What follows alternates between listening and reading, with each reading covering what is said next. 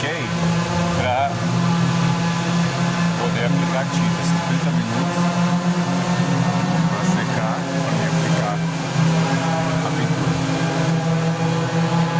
Coloco aqui um produto, né, bem semelhante a um primer. É esse aqui, não precisa lixar, ele fica flat. Deu 30 minutos e já pode entrar com a tinta. Tive que mudar de lugar porque o pessoal está trabalhando no outro projeto ali. E não dava para continuar ali, que estava indo muito pulverização, muita sujeira lá.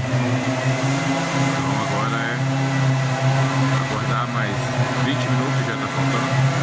Já foram 10 e aplicar o produto, a pintura. Essa aqui é a pintura que vai ser usada, ela é um por um.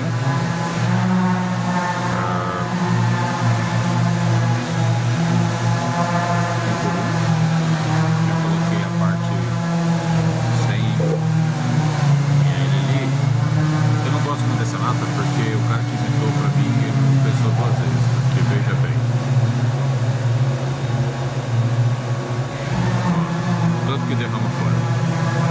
Porque eu vou colocar no pote pra não misturar, senão vai fazer besteira. Pronto, já coloquei. Acende um, acende o outro, agora mixar. Misturar bem. Agora aguardar um tempo pra pintar.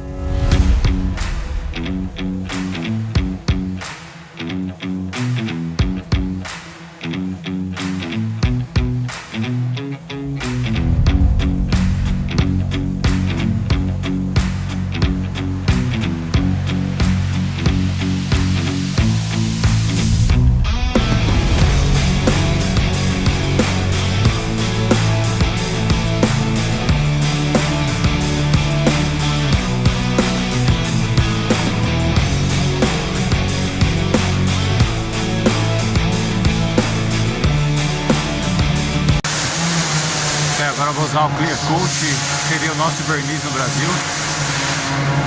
Já está preparado aqui já. Agora vamos lá.